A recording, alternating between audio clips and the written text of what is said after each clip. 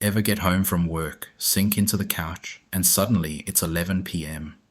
You scrolled a little, maybe opened Netflix, promised yourself just one episode, and then nothing's done. You're tired, guilty, and somehow still not rested. Yeah, that was me, for years, until I finally said, enough.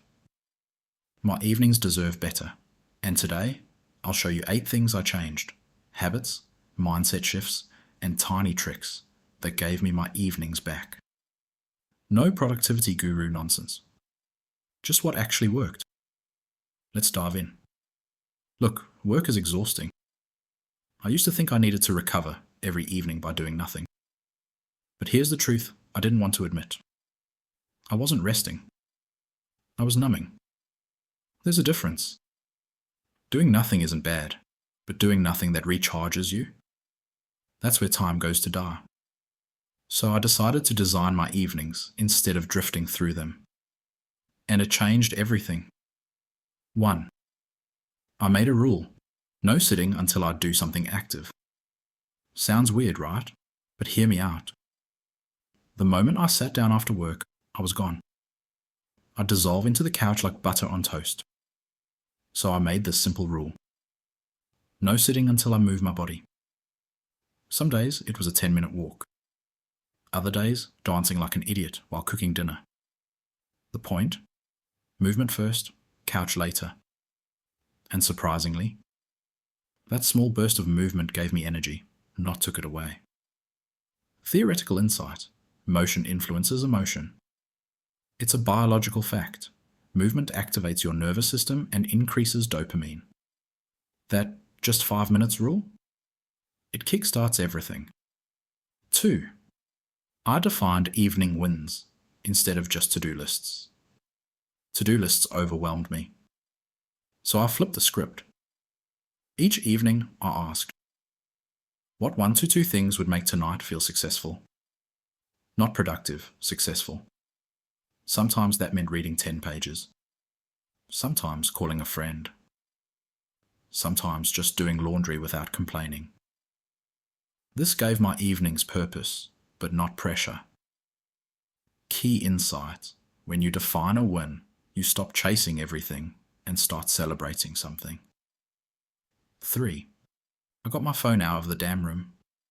I wish I was stronger than this, but I'm not. If my phone's near me, I will scroll. And scroll. And scroll. So I started leaving it in another room. Literally. Suddenly, time slowed down. Books looked more interesting. Thoughts came back. Funny realization. I miss being bored, because boredom is the gateway to curiosity. You don't have a phone problem. You have a proximity problem. 4. I cooked real food. Even when I was lazy, I get it. After work, the idea of cooking feels like a second shift. But cooking became therapy. Not the gourmet kind, I'm talking. Throw sweet potatoes in the oven. Add eggs.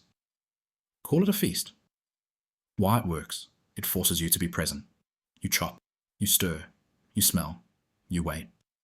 Suddenly, the evening has rhythm. Side effect: I ate better, saved money, and oddly, felt more proud of myself at bedtime. 5. I stopped treating relaxation like a passive activity. Here's the trap. We think watching 3 hours of YouTube is relaxation. It's not. It's passive input. Real rest comes from intentional recharge, like journaling, drawing, stretching, or even deep conversations. Now, I ask, is this relaxing me, or just distracting me? If it's the second one, I switch it up. Theoretical nugget: the brain needs restorative input, not just empty time.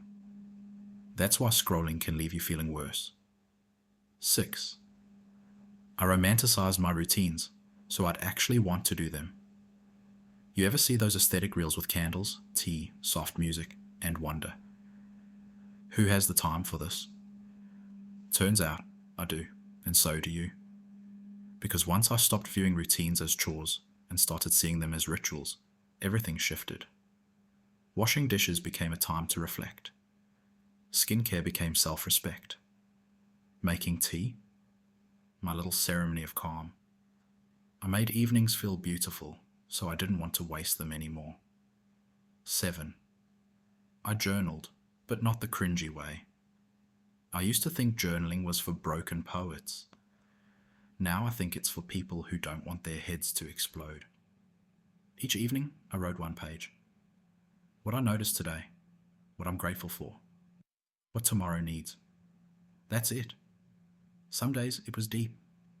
Other days, tired, ate spaghetti, life's all right. The point wasn't to impress, it was to process. Your brain needs an exit ramp at night. Journaling is that off-ramp. 8. I made bedtime sacred, yes, like a monk. This one took time. I used to treat sleep like an afterthought, scroll till I passed out. Now, I treat it like a sacred event. Same time every night. Low lights, 0 screens, book, tea, soft playlist. Sleep isn't just rest. It's the foundation for the next day's entire energy system. And the better my evenings, the better my sleep. And the better my life. These weren't huge changes. Just small levers, pulled consistently. Little habits that transformed 6 to 11 p.m. from a blur to a blessing. And no, every night isn't perfect. Sometimes I still binge. Or do nothing. But now, That's the exception, not the pattern. If your evenings feel like a black hole, if you want them to feel like your time, not just time you kill, try one thing from this list. Just one. Then tomorrow, add another. Because your evening hours, they're not leftovers. They're the secret hours that shape your next day. You deserve better than mindless scrolling and regret. You deserve to feel alive, even after work. If this hit home, follow the channel. We break down ideas like this all the time. Simple shifts with big returns. More tools, more truth, and more motivation coming your way. Until next time, be intentional. Be kind to yourself. And please, stop wasting your evenings. Peace.